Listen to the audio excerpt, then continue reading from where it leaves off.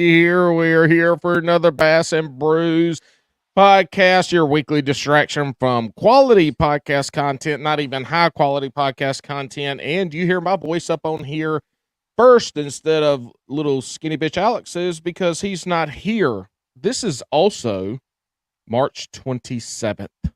I was supposed to have recorded this episode last week, Thursday at the latest, and here we are on a Wednesday, 2 days before it drops. It feels like old times before Alex got back and got a real job, and we had to change our schedule to put the podcast out.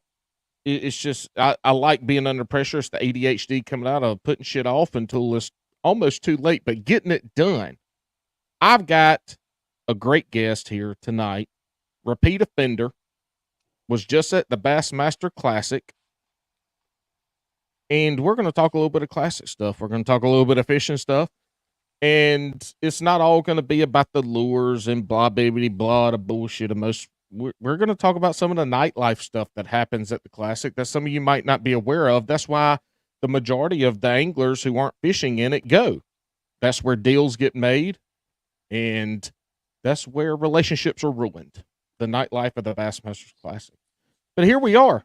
I hope y'all are ready.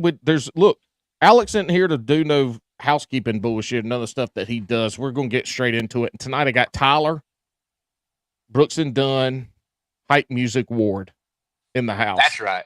That's right. I was waiting, baby. I was waiting. There are certain folks that have been on this podcast that live in infamy for the things that they have said.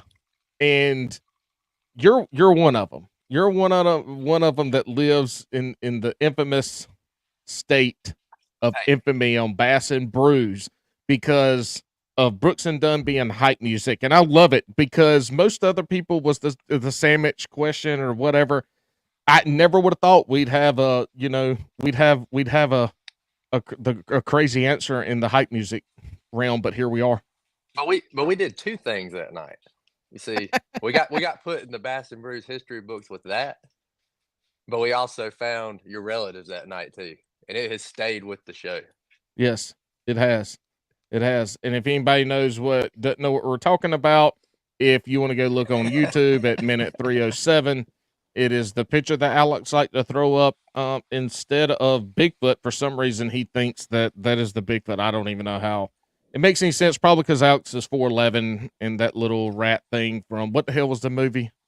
Suicide Squad. Suicide Squad, that little rat thing from Suicide Squad is like 6'1", so Alex is, it might just be 5'3", and Alex is jealous. Well, I can't even remember what the hell the rat thing's name is, but that is a Bigfoot to Alex. Yeah. It is a Bigfoot to Alex. Well, hey, man, what's been going on with you since we had you on last? Fishing, work, and shows. Bullshit. You do not have a job. Yes, I do. You do not have a real job. No, I don't believe you. We're going to need to see some W-2s and tax returns. All right. I don't believe you. I don't believe you got a real job. I'll see if I can't TikTok at work one day without getting a strike. Oh, well, man, if they handing out strikes, you can at least TikTok once for Bass and Brews to prove that you got a job. That's right. Because I don't believe it. I mean, as much fishing as you do and as much as we see you on the water, I don't believe it. I'm just gracious to have a company that allows me to be off and to fish when I need to and go to the shows I need to. My boss is an asshole. Yeah, all he does is make me work. All he does is make me work. I don't get no time off, no PTO, no overtime. Yeah, he sounds like a real guy with a scraggly beard that likes to be barefoot all the time. Something kind of sounds like might be what he looks like. Yeah, I mean, sounds like a handsome fella, but he's an asshole boss. Yeah, you'll have those sometimes. For people that don't know, I am my boss. I'm my employee. So it's how it be how it be. It be who it be. That's what it is. Well, man, you've been fishing. It's a great thing in its own rights, though. It is. You know what? When something breaks or I tear something up, there's only one person to be mad at. It's myself. That's right. It's myself. But then I come home and I'm mad at my kids and my wife. So they get the feel the brunt of it. Of course, it's only been a couple times when I've been. Anyway, we can't get into it.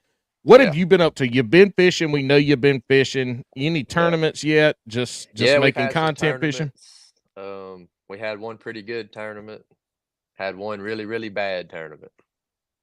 So we got another one coming up this weekend. Where y'all fishing this weekend? Lake Hickory, CBC. Okay. Nice. Yeah, we've got the Hobie/Queen City at Norman this coming weekend. Ah. Well, I'm supposed to be there. I paid my dues. I've got my campsite. I'm planning on showing up. I'm planning on showing up. The bite's been really good on Norman. Well, we're gonna have to talk about doing what, because I don't have a damn clue. I'm gonna fish. I'm staying at the state park, so this time of year I'm figuring up in them creek arms might not be a bad place to fish it. Yeah. Well, Saturday, Sunday. So yeah, we'll see. After show backstage conversation. Well, yeah, we'll talk about it. I've got a couple areas that I've got picked out just based off of where fish should fucking be right now. I'm not going to be up there practicing like some folks, but you never know, man. You got to go out there and you got to throw lures. You got to be on the water, and as long as you out there doing that at that beginning of the first day, you got as good a shot as anybody. Yeah, especially this time of year. I mean, oh yeah, man. You just never know. Oh, tie a spinnerbait or a jackhammer, and for the most part, I mean, just cover water. Throw that shit up against wood, grass, burn water, and you never know. All you need is five big fish. Yeah, I mean, and things happen so quickly this time of year. I mean, they can be out deep and overnight be in inches of water. Yeah. Well, look, I'll fish deep. I'll fish shallow. I'll fish in between, because you can't catch you can't catch fish where fish ain't, and they're gonna be in three places. They're gonna be shallow, deep, or in between. I always say they're gonna be in the water, and if I'm on it, I got a chance to catch them. Well, at least mine narrows it down to three actual places on the water. It just gives me an excuse to be out there. What went wrong in your bad tournament? Stubborn. It was more of I got dialed into something that I had been doing, and I was catching some smaller fish, and I just wasn't able to adapt and figure out where the females went to. Tyler, you got dialed into small fish. Yeah. But you can't say that shit out loud. Buck bass. You got to keep that shit to yourself. No, man. Secrets. No secrets, man. That's not a secret. Put it out there. Don't hide nothing. Just were you by yourself, or did you have a partner that No, it was a solo. Okay. All right. Yeah, it was a solo series. It was the ABA Pro League. The new solo thing they're doing. Yeah. Was that your first tournament too? Was ABA? Of this one, yeah. This was my first one for this year. What was the tournament you did good in? Fished the CBC on Norman a couple weeks before. Let's see, 2 weeks before that, we fished the CBC on Norman, and we finished 20th out of 184, I think. That is good. That is a good finish. So I was happy with that, especially in the CBC, man. I mean, that thing is loaded with hammers. That was probably still a winter bite. What was that? January, February? No, it February? was. Let's see. It's mid-March. It was end of February. First March. Yeah, I think it might have been the first weekend of March. So it was a mix. Like, there was fish already starting to move up, and then like up. Yeah. And then there was fish in that next area. I'm not familiar with Norman very much. That's a clear water lake. It's not like the mud holes here we got in Raleigh, but we were on Murray the weekend before for the kayak bass, the Bassmaster Kayak Series, and folks have talked about those two lakes being where, it's so different from the north end where, they might already be spawned and out of there. And the south end where they still might be in a winter pattern. Whereas our lakes here, yeah, sure, we'll have that. But these damn little mud holes around here, they a little more condensed in where they are and what they're doing. Yeah, Norman's the opposite pretty much because it's got two hot holes, and the lower end gets warmer in that real clean water before It's the all the upper way end. off on that little creek area, that little creek on the right, Ramsey though. Creek. Yeah. Yeah, that's the was one that usually gets the hottest, but then Davidson and that whole area down there is usually warmer than the rest of the lake. last year when they fished. I can't remember what tournament was. Omnia went back after they came out with their new Omnia app. They went back and looked at some of the tournaments from some of the layers that you can set up in some of the past tournaments. And I can't remember what tournament it was that was on Norman with one of the touring leagues last year, but there where the guy, where whoever was it, was BPT? the Red Crest. It was Red Crest. Okay, Red Crest. Yeah, so Brian wherever Thrift one. yeah, and it was in that little area that he was fishing showed up. I believe it was on their water temp overlay was just a little area of warmer water. I don't think it was right at the outflow. And I'm trying to remember this from when we had them on. But anyway, it doesn't matter. But that where they caught fish, that was a little place that showed up on the Omnia overlay for I'm pretty sure it's water temp. Y'all go back and listen to the episode with Omnia.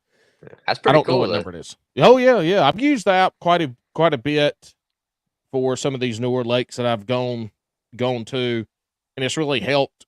I like so it's got a topo overlay and then it's got a hard bottom hardness overlay, and so they're getting this information from Lowrance users, and it's been helpful in at least getting me to some places I like to fish, mainly offshore.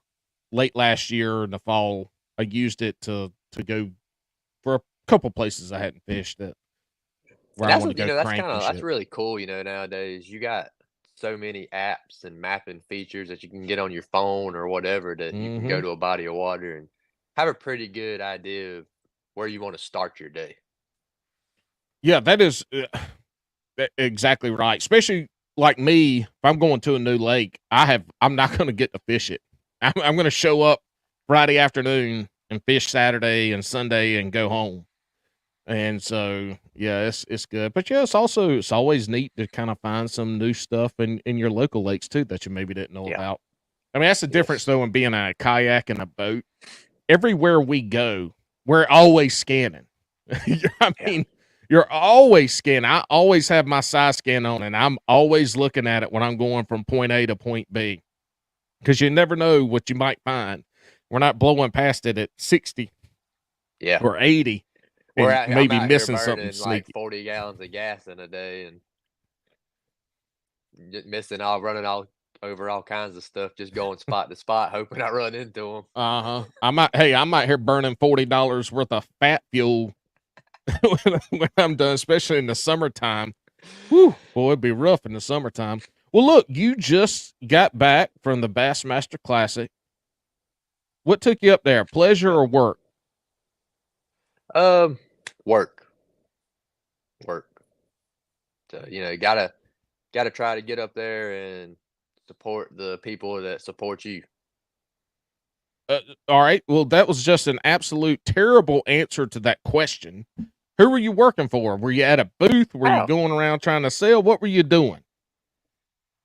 So the majority of my time was at the Bahio sunglasses booth, helping all the folks over there selling sunglasses and talking to people. But I also was able to step out, and I was able to go do some work for AFCO and talk to all those fellas. And I also went over to Bait Pop because they were there this year. Nice. And hang out in their booth and talk to them and talk to some customers and fishing folks coming around checking out all the new Bait Pop products. I got you. So you got some time to go check out the actual show and everything and see some products. Did you buy anything? Oh yeah. Oh yeah. Can we talk about it, or is it a secret right now? Like not from a like. Is there somebody in the room that might start throwing shit or side eyeing you? Okay. No, they already know. So I did Uh, really good this year. I only spent like probably a fifth of what I usually spend. So part of that probably had something to do with I had to fly back instead of drive back. oh yeah, that makes a big difference there, doesn't it? But also there just wasn't a whole lot that there was some certain things that I was hoping I would find while we were there, but other than that, Right. there wasn't nothing that just kind of grabbed my attention that had to have, you know. What was the one thing either that you went there that you were going to get while you were there or that you just ended up getting? What was the one thing that you were glad you got? Oh, easy. And this is gonna sound stupid. The the depths 4-inch Sakamata sheds. Huh. Nobody has had them. You ain't been able to get them nowhere. And I walked into this booth because we had vendor passes so we could get in early. That's right. So I got in a couple hours early and was walking around checking out the booths and walked over to one and they had a whole wall of them, all the Oh shit. colors. And I was like, oh man. And I went up and just started swiping like 3 packs of this one, 3 packs of this, and 4 packs of this. And I get up to the counter and the guy's like, hey, we're limiting those to 4 a customer. Oh no. I was like, man, really? I said, how am I supposed to decide between these 30 packs of Sakamata shells I got? 4 packs a person. Yeah, Yeah. And you probably could have come back 2 or 3 times throughout the I show. might have been able to, but I wasn't going to try it. And also, I wasn't going to be greedy. Uh-huh. I was going to let everybody else get some too, you know. Man, So that's pretty I was able nice to of get you. some of those Jackal drift fries too. Those have been Well, a hard one to come by.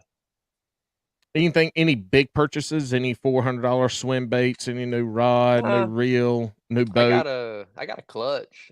I got one of the new clutch Echoes, Okay. but they're only like $100. Ha, only 100. See, y'all That's can't fuck cheap with in the money. swim bait world. It is. Matter of fact, that's like a Wish or a Temu swim. You got a Temu swim bait. It's only Yeah, $100. that's like buying a pack of Lucky Strike soft plastics versus Yeah. Strike King. You're going to throw that swim bait in the water and it's going to be a dead fish. It's going to float sideways and then upside down. And when you work Yeah. it back, it looks like a dead fish being blown by the wind and the current. Them You're things going are to catch nice. it. I already got one. I just want Uh-huh. another color, and it gets a little sketchy, throwing it on 15-pound line out there, but you know, What you gotta do what you gotta do. was there anything big and new that lures in? Let's keep it like in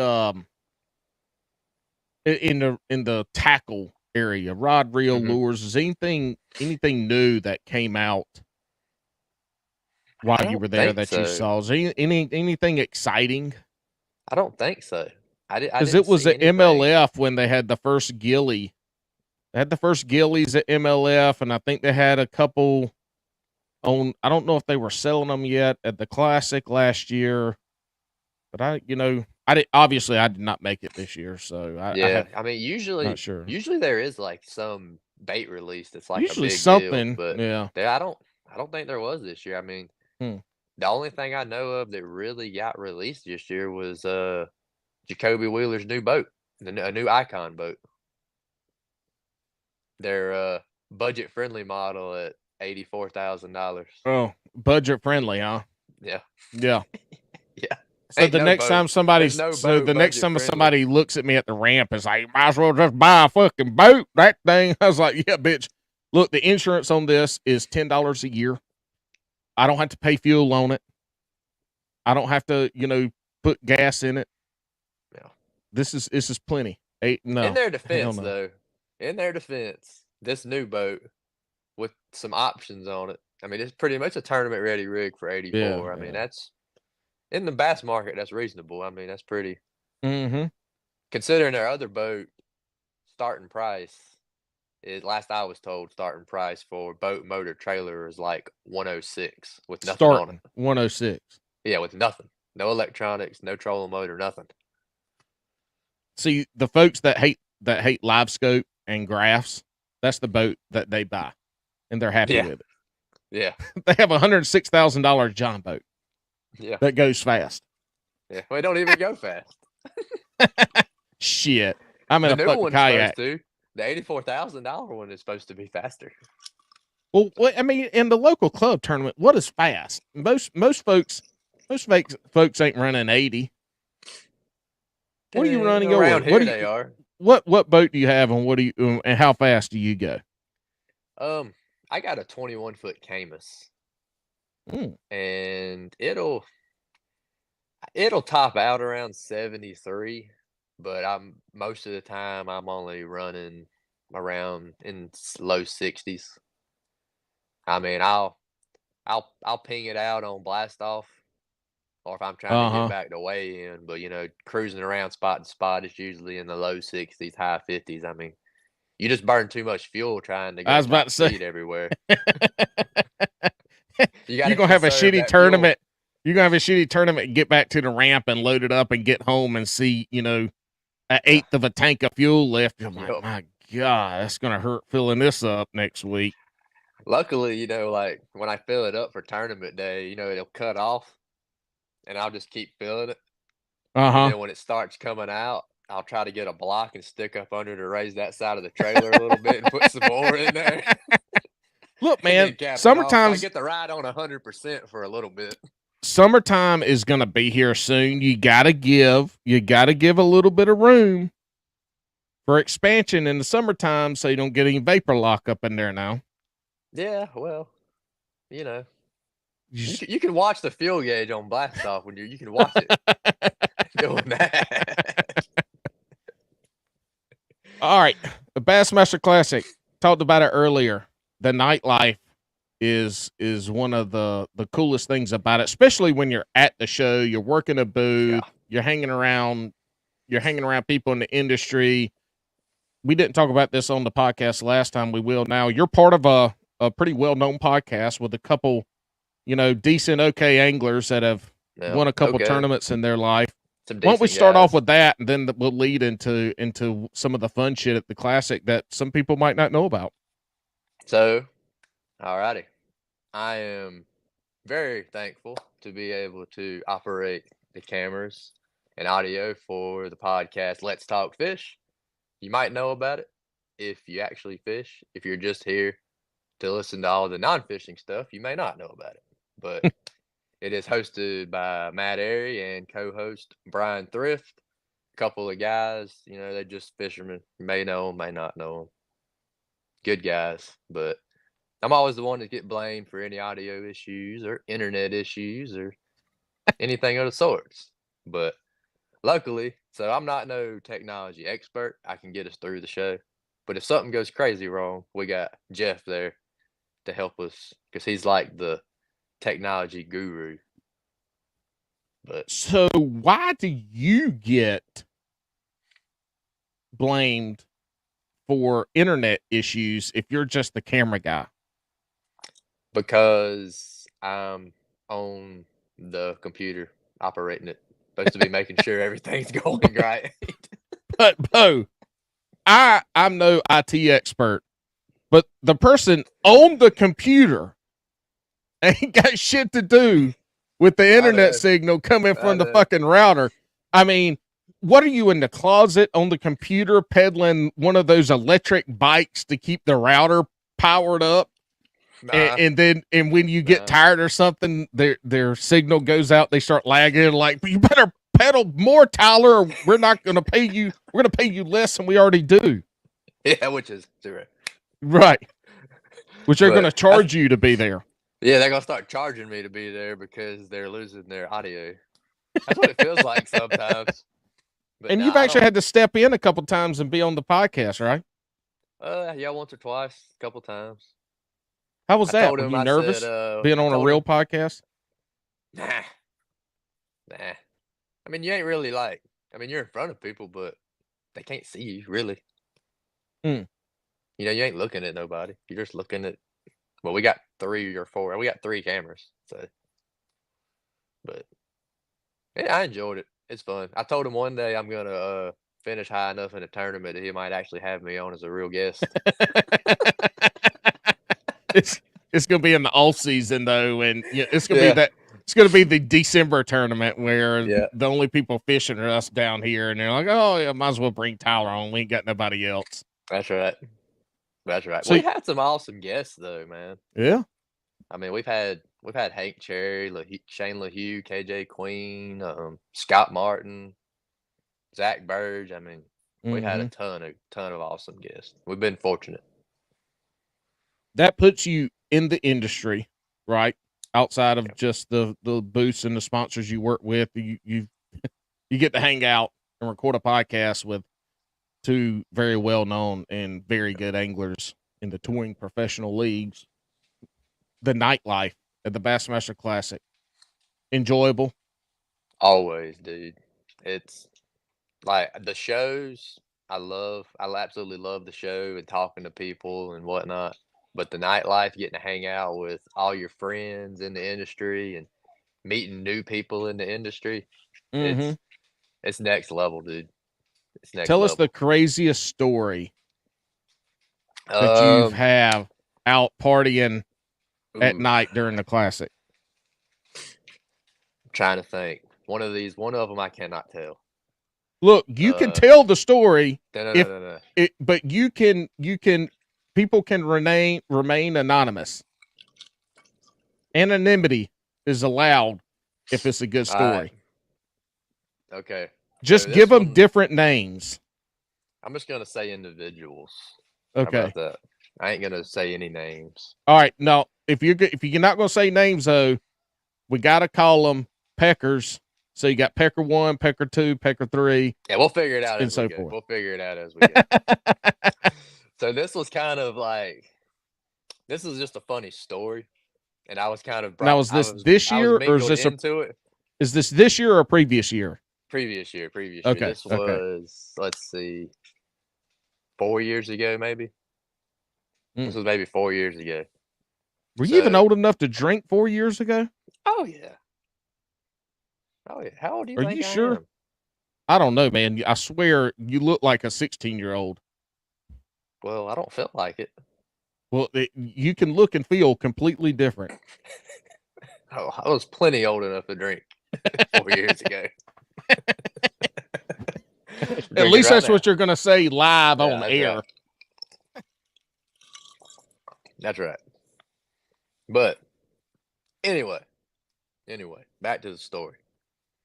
So let me remember exactly how this. Okay, so this was after a show. We all went to the dinner. Went out to a club, listened to some music, had some drinks, whatnot. Then we went back to the house. I'm going to interrupt you because stories, sometimes people jump over some specifics that listeners might have pop up in their head. What kind of club? It was just like a music bar. Okay. Yeah, I can name it. I can name it. Billy Bob's. Okay, Billy Bob's. All right. I'm thinking y'all show up. I'm thinking y'all show up to the club with some, No. All right. No, this was so I'm like, I know nobody was dressed good enough to get in a real club. No, this was like y'all went to a honky tonk. It had its own stage and like where was this? Round bar. 4 years ago. Where? Texas. Texas. Okay. Y'all's in a honky tonk. Yeah, oh yeah, a good one. Okay. A real good. Not one. A club. Look, for a man that said Brooks and Dunn is his hype music, and then this motherfucker calls a honky tonk in Texas a club. Look, I was trying to adapt for your viewers, man, so they would understand. I feel like you do not know who our listeners are. It depends. It depends on the day. Look, most of them can't afford to go. Can't even go out at night. Well, teach their. All right. So y'all went to a club, a honky tonk. Y'all went to a honky tonk in Texas. Yeah. Let's see. Oh, we went back to the house. Decided to eat. Well, one of the other guys decided he was going to go out to a steakhouse with some buddies. All right. So hop in the truck, took off. They went to go eat, whatnot. It was like, all right. Well, it got late, like real late. And one of the guys woke up, and they still wasn't back, and they was like, I got a good idea. He said, we got a spare set of keys to this truck. Oh shit. And I was sitting here playing this, like listening to him talking about it. I was like, this is gonna be really good, but this is gonna be really bad. Really bad. So these jokers, because he had the app, so we would tell them exactly where they were, in his truck. They drove all the way into town. One person in your house had an app to tell him where the truck was, the other person's truck was? No, it was his truck, but the other guy was driving it. Okay, so his buddy took his truck. Yeah. Pecker 1 took Pecker 2's truck. Okay. Yeah. We only had so many trucks, and we had to go all the way to Texas. We drove. Did y'all have as many trucks as you had Pecker? I'm just kidding, never mind. No. Okay. But anyway. So they drive out there, they get it, they bring it back. Well, we were. And the plan y'all just left fucking Pecker 1 out at the steakhouse. Yeah, well, then they decided they were going to go hang out at another bar or something after the fact. Okay. Well, the plan was for everybody to stay up so that whenever they called, somebody answered the phone, and we'd play a joke, and then we'd come out with it. Well, it got later, and we all fell asleep. God, bug. And that's fucked up. Phones start going off. One guy's phone goes off, then another guy's phone goes off. Then you hear 2 other phones go off. Nobody's answering. And then the guy, we're in a room, me and my buddy, there was like 2 full-size beds, and he was over on one side. His phone starts going off. And I heard him answer it. And I was like, oh, hell. This ain't good. I realized what he was like, man, he said, dude, I didn't have nothing going on with I knew about it, but I had nothing to do with this. I had completely. Oh, shit. He is throwing everybody under the bus. Yeah. And so the story is that we got, so there was 3 guys with him, with the guy that went out. There was 3 of them. So the story is, from their mouth, is he was running around looking for the truck because he knew where he had parked it. And he walked around the whole parking lot looking for this vehicle. Goes to the security guard, asks the security guard if he's seen this vehicle move or if there has been a vehicle towed from the lot. And he starts going, and he goes into the spot and starts jumping up and down. Like, I know, I parked this MFing truck right here. And just jumping up and down. Did nobody videotape this reaction? They were all drunk, dude. So he shouldn't have been driving no damn way. No. They got Ubered back, and when they come walking in the house, slamming doors, they start pulling stuff out of their pockets and throwing money against the walls and like going into people's room like ready to fight. One guy goes and packs he's so drunk he packs all of his bags up and goes and sits outside on the street and said, I'm going to the airport. I'm going home. What night was this? This was like, I think this was Friday night. It wasn't even the last night.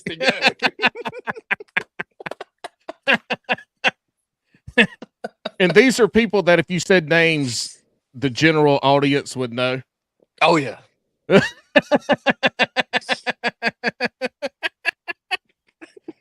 fucking funny. That's probably one of my most memorable stories that I remember. That one was hilarious, dude. And you're like, I'm not even old enough to drink. I had nothing to do with it. Well, my ears had something to do with it, but I kind of stayed out of certain ideas and just kind of let it play out. Hey, you didn't say no, though. You didn't say, hey, guys, this sounds like a really bad idea. I did not. Because it was too good to be bad. Oh, yeah. It was way too good to be bad. This year, 2024, funnest nightlife story. You know, there wasn't nothing too crazy this year. Like Y'all done got old. 4 years of age took the fun out of your nightlife. nah, I wouldn't say that. It just didn't seem like there was a lot going on this year. It might have just been the venue Mm-hmm. as like years passed, because Knoxville, there's a lot of nightlife in Knoxville. Mm-hmm. So there was a lot of stuff went down. When it was in Lake Hartwell and Greenville, there's a pretty good nightlife there. We went to what's that bar? I think it's called the Blind Horse down in Greenville. They had the nights we had, we'd go to that bar, listen. They had concerts and stuff. Upstairs there, they have an upstairs balcony or something. No, it was a little bitty, little bitty honky tonk. Well, Like, it was the last two that I've gone to, which would have been Knoxville last year and then Greenville. I didn't go out because I had my son, so we left on Saturday at the show, kind of around 3:00 or so, to get our ass back because we were also camping. Oh yeah.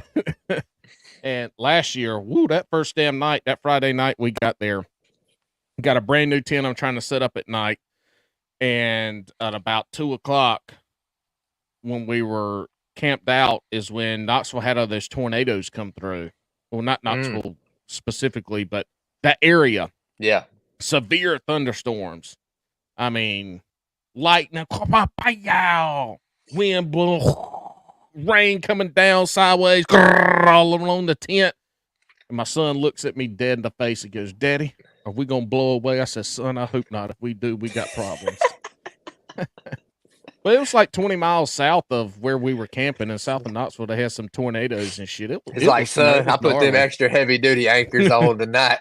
Yeah, I was the anchor. I was the anchor. Yeah, and so we literally got like 3 hours of sleep Friday night, and then we spent all day Saturday there. And when we got back Saturday night, we ate, and both of us actually slept good. So yeah, I did not get to partake of the nightlife, but being there and going and seeing people and seeing the Saturday morning aftermath of the Friday night excursions. Oh, it's terrible. Everybody's walking around double fisting coffees. Yeah, and looking like shit. Oh yeah. It's just crazy. And so I haven't got the experience, but all the folks that I know, we talk about it, this is what makes the Classic, when you come to think about professional sports, this is one thing that makes a Classic super unique. What other sport can you go to and go up to Kevin Van Dam? Exactly. And sure, you got to stand in line, but you get to talk to him and have an autograph. You might be standing in line going to get a hot dog and a Pepsi Cola, and him right beside you. Yep. And I use his name because he's the top. He's one of the biggest names in fishing. You can go here and see these professional anglers, and you don't. A lot of them you don't even have to stand in line to see. They're just walking around, and you just walk up to them and talk to them. And then at night, and then you get to go out at fucking night and drink beer with them and buy them a drink and look at them, hanging out, having a good time, not having to be on camera and not having to talk about sponsors and shit. Come on now. Like this year, for example. So me and my buddies, we drove up. So I flew into Little Rock, Arkansas to I'm sorry. do some product testing. I did some product testing. Okay. For my buddy over at Brazilo Custom Lures. I don't know if you can read that or not, but we can if you move your finger. There we go. Yeah. Wow, that's a good looking patch too. Anyway, so we did some product tests and then drove up, and they was asking me. They said, "Should we go to the kickoff party on Thursday night?" Because every year they got a kickoff party the night before the Classic starts. And I was like, "Dude, yes." I said, "It's worth it." I said, there ain't no telling who you'll see." And we get to talk to. Oh, yeah. We get there. We ain't there 15 minutes. Here comes KVD walking down to the middle of the street to the concert stage with a beer in his hand and just chit-chatting. "Hey, man, what's up?" Talking. Yep. Then here comes Swindle and Lulu walking down. Here comes Hank Cherry, Matt Robertson. I mean, all these guys, they're coming down out into the street to hang out with the fans at a live concert just to interact with people. What other sport does an athlete do that? Yeah, you're not getting to have the one-on-one time potentially that you get to have when you go to the Classic. Exactly. It is very, and I have never been to a Classic until the Greenville one 2 years ago. It was the first time I'd ever been to a Classic. And obviously I'd heard about them, and then being around sports and stuff my whole life, I've got to meet some really good athletes and really famous ones. But that was very specific circumstances that happened. And to be able to go to the Classic and to have face-to-face interactions with the anglers, or Matt with Bass Talk Live, and Uncle Frank, or Bailey with Serious Angler, or folks like that. Even not even the professional anglers, but you're going to go there and you're going to be able to just walk up and talk to folks in the industry. That, yeah, the only place that I know that's happening is bass fishing. It ain't ain't happening in the ball sports. It ain't happening in golf or NASCAR that I know of. Not the general public. No. And the greatest part too, I mean, like, let's be honest, at these shows and everything, I mean, a lot of guys are them true selves, but they put on a little bit of a happy, persona. facade, just a little bit. I ain't saying they all just put on a persona, but you got to be very personable, per se. Well, you get to go out with these guys to the bar or restaurant. I mean, I can't tell you how many times I've showed up to a restaurant or just go to the bar and just dozens of them come walking in. And that is when you get to interact with them and like find out their real personality. Yeah. And you get to like really build a relationship with this individual. I'm fortunate. I've gotten to hang out and talk with a lot of these athletes, So, but these people that just get to come to experience the Classic and they've never met people like that, it's also like for me to get to see someone get to experience that. Yeah. I mean, I just love seeing people get to experience that. Isn't that how you got your job on the podcast? Is you just walked up to my area and was like, "Hey, I'm Tyler Ward. Who are you?" Not He's quite. like, "Hey, man, I need you to come run my cameras on my podcast." Not quite. You look like a camera guy. Not quite. Oh, okay. They went more like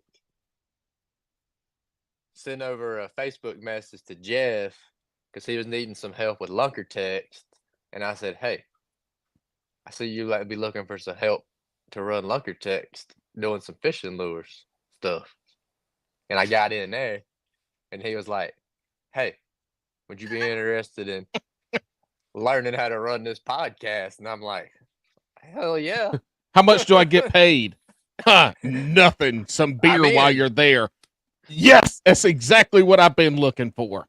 Exactly. Yes, exactly what I've been looking for. Every minute of it. How often do y'all record? Whenever they're both in town. Right. I know it's spotty during the season. Yeah. And but it's usually Tuesday nights, live. It's a full live show. Tuesday nights, 7, I think. Mm-hmm. I think we go live at 7. But yeah, it's really like you said, during the season it's real spotty, trying to get both of them together. But we during the off season we try to do it weekly or every other weekly if we can. I know in the off season it's pretty regular for the most part. And usually Matt's always there. Man. They'll have to get some. Hey, is your heat on? Are you hot? You've got a little sheen. You're a little shinier now than you were when we started. I know you're not nervous. Nah. Okay, I'm just making sure you're all right. Didn't need to go tinkle. Let me turn my light down a little bit. Hold on. No, you good. I'm just kidding. Hey, what's the FLW tournament or trophy behind you? Which one? That one or this? Yeah, that one. Well, I don't know. I only see one that says FLW.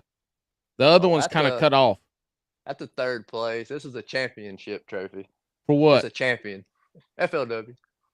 What lake? What tournament series? Hold on a minute. Oh. champion, North Carolina Division, Lake Wiley, 2017. Yes, sir. Nice. Yes, sir. I Got bet very that was a fortunate. decent payday. Well, it was okay. It was okay. Don't talk about being fortunate. You know your ass go out there and catch fucking fish. No, I was very fortunate in that. That was a co-angler event. Oh, you was the co-angler championship. Yeah, for that one, yeah. To me, that's even tougher. That is tougher. What month was it? June. Oh, fuck yeah, that was a tough one because you was probably Yeah. fishing damn docks the whole time. Yeah, pretty much. Pretty much. Look, you flats. and if you fishing with somebody good, there ain't nothing left on the somebody very good in this area. Yeah, so there won't no fish left on the docks. And we just dragging a Ned rig or Carolina rig behind you or something, or did y'all get on something crazy? Nah, so he was fishing a buzz bait, and this was when the like 130 whopper plopper was real big. Uh-huh. So he was fishing pretty much that and a 6-inch swim bait. Mm. And I felt so bad for this man because I promise you, I seen him lose probably 26 pounds of bass that day. Woo. And he should have won that event. On what? On which lure? All three. All three. No kidding. Yeah. Yeah, I felt so bad for him. Like, they didn't even get close enough to the boat to even try to be able to net them or nothing. What? It was just bad. That's wild. And my fish came all on a popper and a Cinco on a shaky head, 5-inch Cinco. Mm-hmm. Can't beat that. North Carolina staple. I'm surprised you didn't say a jig. Nah, didn't catch. You know, them Carolina boys will fish a jig till they turn gray and old and die. I need and want to fish a jig better. I've never been a jig angler. I need to so bad. And I fished it more this past year and I caught some fish on it.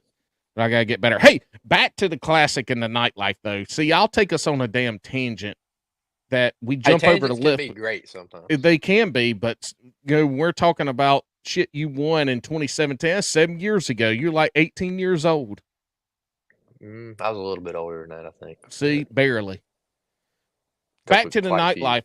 What was I know you said earlier, I asked you this question earlier, you didn't answer it, and I took you off somewhere else. But you said it was kind of chill this year. Yeah. No crazy stories, nobody showing their ass at the bar one night or nothing fun. Not really, man. I mean, we went to, like I said, we went to the kickoff party Thursday night. I think Stoney LaRue was playing. So got to hang out with some friends there. Met up with my friend. I don't know if you know her or not, but Anastasia Patterson. And the real McCoy. I know you know who that is. Mm-hmm. Met up with them too, and we hung out. We all went to dinner. Had dinner.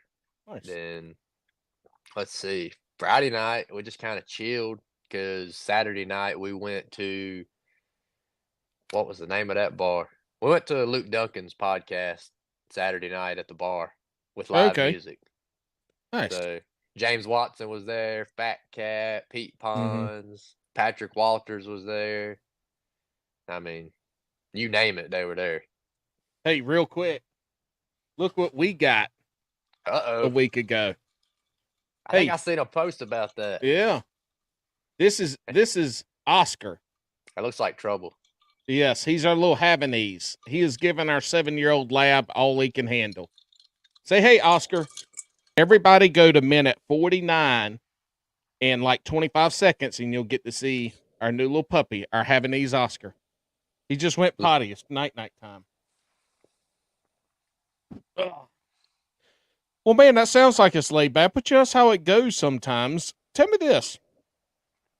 Were there less people at this classic than previously? It felt like it. Was it a bigger venue than the last two? Because the last two had you packed in there, buddy. Yeah, it was spread out. So let's see. There was 5 rooms. So we had 5 rooms, a pretty large hallway. So it was pretty spread out. It Okay. felt like there was less people. I mean, I don't know if there actually were. A lot of vendors and like friends in the industry that I talked to from other companies said that they felt like there wasn't quite as many people there this year. Yeah. I went over there and talked to the fellows over at BizBaits and Yeah. Brian. a couple others throughout the guys over at Clutch and a bunch of others, and they all kind of was like it just didn't feel like there was the same amount of people, but it could just be the fact the venue might have been bigger. Talking to people over the last 2 years, they say that the Greenville and the Knoxville are two of the bigger ones. Yes, And most I definitely. think they say Greenville is like the top or one of the top two largest, Yes, most so Greenville attended. was the largest until Knoxville this past year. So the last two, the previous two to this one were 1 and 2 for the most attended. Yeah. And I will tell you what, we got there early, and we knew a couple of people that opened the door for us, so we kind of got in a little early on, at least at Knoxville. But yeah, they're by midday, it's just nuts to butts, man. You're smelling everybody's body odor and shit. I felt like over at Bahia we did very well. Yeah. Did you get to meet anybody this go round that you hadn't met before that you're like, golly, I can't believe I just met that motherfucker? I'm trying to think. Not really. I mean, I met some folks off TikTok that I wanted to meet for a while, and I wasn't expecting them to be there. Like who? Do you know the handle G Money? Yeah. Garrett and Lorraine. Yeah. Yeah, so they were there. I wasn't expecting them to be there. I saw they had before. Yeah, they had a little bit of a time. I saw a TikTok that they posted. What the fuck happened to them getting there? Oh, I don't remember. Shit, because I saw the TikTok that they made because they were sitting in their hotel room eating pizza. What the fuck happened? Damn it! Y'all go look at G Money on TikTok and go back to the Friday, I believe it was, last week. They had. I think it was Saturday. I was walking through, and I was headed to go. I think I was headed to Asco. What was it? I think they had a bag issue at the airport. At the Mobile Alabama airport, maybe. I don't know. I don't know. Drove up. I don't know. They had something go on because he was there with his wife. Yeah. Just go look at it. Whatever she is. Yeah. They had something go on. I think it was a bag issue. Fuck, I can't remember. Y'all just go look at it. But yeah, I know who that is. But who's the other TikToker? I'm trying to remember, to be honest with you. All right. Well, while you think, I met she's a kayak angler, I think. Wesley Gray. Yeah. Okay. Yeah, I do not know Wesley, but I know who Wesley Gray is. Yep. Yeah, I met her over at AFCO, and we had some conversation or whatnot. Nice. And we actually have followed each other for a little bit, and it was nice to meet in person finally. Yeah, you see, it's nice to be a actually well-known TikToker where people see you. Oh yeah, That's not me. That shit. Yeah, it is. No, it ain't. But you just talked to like 2 people with hundreds of thousands of followers. It ain't like you some slouch on TikTok too. Well, I ain't G Money. He's got like 300,000, dude. We run a podcast weekly, and we've only got like 2,600.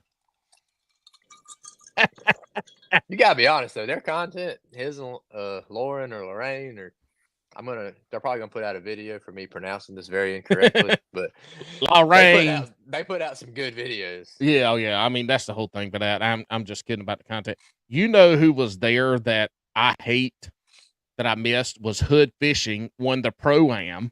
Oh yeah, I seen him. I didn't talk to him, but I seen him. Man, see, I've been wanting to meet him. If anybody knows Hood Fishing, he's only on Instagram, as far as I know. I haven't found him on TikTok. On Instagram, Hood Fishing. If y'all know him, we want him on Bass and Brews. If y'all have a connection, holler at us. bassandbrews@gmail.com or DM us, text us if you got our phone numbers. I want to get him on. But he won the Pro-Am. Shit, who'd he fucking fish with? I can't remember. Hey, I might be able to help you out with that. I can get a hold of my buddy that's friends with Chris Zaldane, who he fished with. Oh yeah, he fished with Chris because he won a fucking bass boat. They won. He won and won a bass boat. That's badass right there. And didn't Randy Moss fished with Rick Clunn, right? I think so. Yeah. Yeah, I think so. That's crazy that some of the amateurs that were there, I didn't see anybody else. I wasn't going, so I really didn't research it. That's why I want to have you on to talk about it. You gotta I was hoping the next one, dude. Where's next year? Dallas Fort Worth. God dang, Bo, that's a fucking haul, dude, man, with a business. So I'm telling you. I'm gonna try. My whole thing was to do this. Hold on. My whole thing was to do the classics with my son. And so that kicks out the nightlife, and I don't care. I'm fine with that. But that also means I got to haul him and I there. It's just not easy. And I want to make it a camping road trip thing. That's the whole thing that I wanted it to be. Was we road trip out, we camp. I planned on going to Tulsa. It didn't work out. My daughter had some gymnastic shit. It just didn't work out this year. But yeah, next year, I want to make it happen. That's the plan. It's my favorite venue I've ever been to. No kidding. Fort Worth venue, and it's going back in March, so it's going to be cooler. What makes it what's so good about Dallas? The people, dude. Yeah. The people, everything's there. I mean, you're right there at the stockyards. Mm-hmm. It's got all the food, all the original brick roads. They still bring cattle through multiple times a day. I mean, the people are phenomenal. The food's phenomenal. I mean, there was nothing about the Dallas Fort Worth that I didn't like. I gotta have my shit together because there's some people down in Texas that if I win, I'd want to make it like a half a week because I could go down there and see some buddies and do that. I want to go. I plan to go every year. So we're talking about flying into Little Rock for next year to my buddy's house again. I'm sorry. And going down 3 days early and go fish. Oh yeah, and then go. So hey, y'all let me know. I'll get you hooked up with some kayak guys. Y'all go down to the Galveston area and redfish. I don't know if redfishing's in right now down there. I think it is. I think they're catching redfish right now. Do you want to hear about the worst things about Tulsa? Yes. In matter of fact, that was exactly what I was about to go to next was what was the absolute worst shit that you had happen? Because you didn't have anything happen really awesome. You didn't have any really good stories. Yeah. I'm hoping that you got some bullshittery that went on that was terrible. Like, did you get bed bugs? No.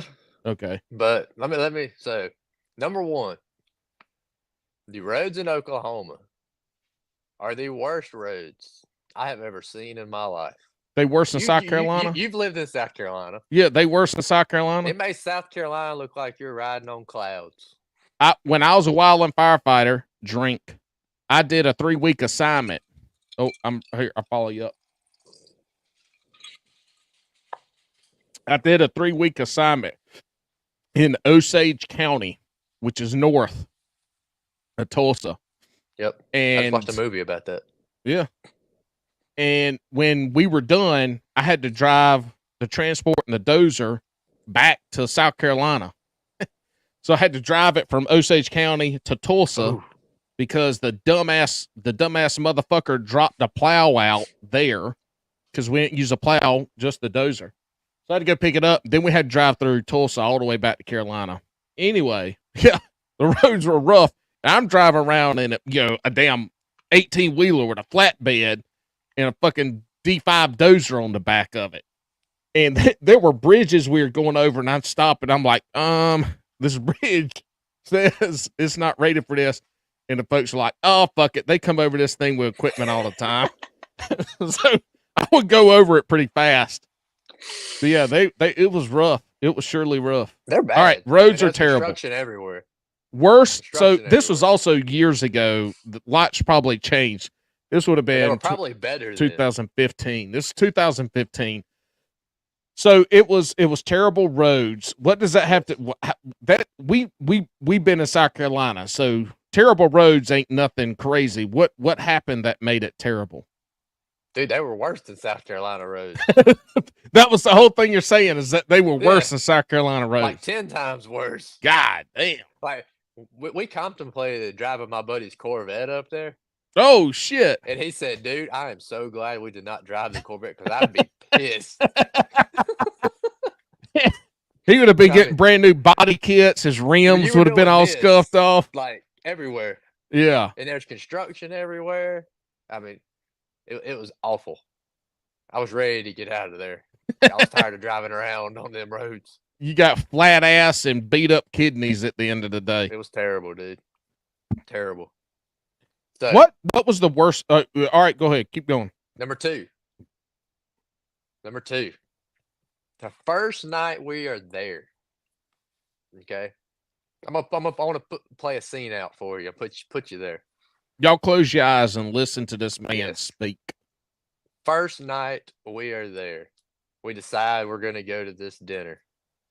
So we go hop in the truck, type in Google Maps. We start heading out, getting a truck, turn out, make a right turn, go down. It says take a left. So we make a left to go to this end of this street to make another right. And there's a bridge. Big old bridge, just normal bridge. You turn your headlights over to make this right turn, and you light up to underneath this bridge. And it is like watching an episode of The Living Dead or something. There's like 60 hobos that come fleeing out from under this bridge like cockroaches toward our truck. And we're sitting here driving like 10 miles an hour, trying to dodge homeless people running down the side of the road with buggies and stuff, trying to get away from our lights in our vehicle. They thought y'all was the police. I don't know what they thought they were, but they were everywhere. And my buddy looks at me, he said, where in the world is this GPS taking us? I said, I don't know, but get us out of here. Or Were we're you gonna scared? become part of a movie. Look, if you don't get us out of here, we're gonna be on fucking TikTok Lost and Found. Yes. Tomorrow. Yes. FBI files or something. X-Files, bitch. Dude, it was. Were you scared? Or were you a little worried? I was very concerned. You were concerned. I was teetering between scared and concerned. Yeah, dude. I've never seen. Were they coming up to the windows? Were they asking you for money? No, were they interacting with you? Like running, they were like looking at you and running. They were running. Turn and look at you and run. Why the fuck didn't you videotape it? Why didn't you pull out your phone and hit record? I was trying to get out of there. Who was driving? My buddy. Then why didn't you? Do you understand when you're a passenger princess? Sure run over no damn grocery carts. Doing what? He was driving. All you had to do was you should have rolled down the window, got out of the truck and sat on the window and recorded all the hobos chasing you. Do you know you could have 300,000 followers right now if you'd done that. You could have gone viral. Possibly, but it was dark. This is why doesn't matter. Doesn't matter. You promote excitement in people talking about getting chased by hobos. And then what do you think would happen if one of them grabbed you and you turned around and you were filming him and you had to beat his hand off of you? In the face. Exactly. And if you were filming, dude, I'm telling you, you just missed your chance to be able to quit your job. Well, I can promise if anybody your quote unquote job, you could have quit your pretend job that you say you have. Oh, I have. And been social media famous. If anybody wants to become social media famous for a night of the living dead from hobos, go to Tulsa, Oklahoma. It's everywhere. There's no all right. lack. So here's how you got to get them there though. You got to tell them where y'all left from and where you were going to, and you got to use Google Maps so they can take your same route. We're leaving from the backside of the BOK Center, headed to Mr. Kim's restaurant. Mr. Kim. So was this Asian fusion, Korean. Chinese? Korean barbecue. Was it good? Oh yeah, dude, it was some of the best I've had in America. No shit. It's the best I've had in America. Have you eaten Asian food outside of America? Oh yeah, I've been to Japan 3 times. What? For what? Yeah. Work. What? You've Years been ago, to when I worked you've for been to another Japan. company. You've been to Japan. Yeah. So you've got to eat real Japanese food. Oh yeah, it's phenomenal. Do they have It like makes the arts Japanese look terrible. steakhouses there where they're No. cooking hamburgers and hot dogs and shit? No. They call it American steakhouse. Okay. They don't know what a hot dog is. Yeah, I know. I'm being They got facetious, hamburgers. motherfucker. Shit. They got burgers. Bitch, I ain't going to Japan to eat hamburgers. Oh, they're really, really good burgers. I don't give. Well, I mean, that's where Wagyu beef comes from. It's Japan, so I mean, sure. Yeah, But dude, the food over there is phenomenal, yeah. and the fish and tackle. Oh, Just the whole country, to be honest. Well, everything about Japan. well, the fishing tackle. I mean, look, everything starts in Japan, I know. and then by the time it gets here, it's all new and this and that. Like No. this shit's been in Japan for 20 years. I was disappointed because let's see, this would have been about 6 years ago when I started, 6 or 7 years ago when I started going over there, and my friends that from Japan, they would take me to the used tackle shops and all the new tackle shops, and I'd buy all this tackle that nobody had ever heard of, and I'd bring it over here and fish it. Well, now that stuff's making it here, Yeah, and everybody knows about it. So it's disappointing. man, that's crazy. That's crazy. Obviously, I love food. I love authentic food. My wife's family's Persian. Yeah, I'm from the South. I love, and you know, the Chinese food you got at Chinese restaurants, 99% of it is Americanized. But I have heard people talk about, you know, that it was Americanized in the 1800s to fit the palates of what people wanted, mainly in New York and San Francisco, California. Yeah. But they say that's the culinary aspect of the Chinese food, even though it's not something you get mainland China or Japanese or something. Anyway, it doesn't matter. We're not going to get into that. Japanese is the same way here. Yeah, I love the cooking. Japan and nothing you see on the Japanese menu is there. Nothing. They ain't got no yum sauce, no shrimp sauce. Nah. Yeah, no white. Nah. Give me some white sauce. What the fuck is this cracker talking about? They bring you like 6 different flavors of soy sauce. Here's eel, and it's prepared 7 different ways, and they're all delicious. Yes. So you're like, I would never eat eel, and then I only had one thing in Japan that I will never eat again in my life. What is that? A congealed egg. Oh, is it the 100-year egg? I don't know. It's a congealed egg. Century egg. It's called. Was it black? No. Well, it looks like an egg, and it's got the yolk still inside, but it's the texture of gelatin. Sounds delicious. Sounds like Oh, it's awful. Why? I only know one man that made it over there with us out of all my trips that actually was able to eat one. A Jello egg. Like a gelatin egg. Gelatin. What was wrong with it? Because you wanted a boiled egg? Think of like and you got a Jello egg? A gelatin texture. But it tasted like an egg. Like it tasted like a raw egg. Tyler, it's a fucking egg, dude. Like you can eat a whole egg in a. You don't have to chew it. You got to experience it. I'm gonna figure out. I want you. We need to figure out what that egg is. I'm gonna make it, and you and I are gonna eat them live on a podcast or either TikTok. No, I tried that. Yep. Nope, you're doing it. Don't be a bitch. Don't be a bitch, Tyler. When it comes to the congealed egg. Where are you at? Because I'm driving down there. We're gonna do it. I'm in North Carolina. I know. I'm basically in Shelby. Shelby, okay. You know, I just drove through Shelby to get this dog. We went to Greenville, but you don't know where that's well, okay. Probably. It's south of Shelby, southwest.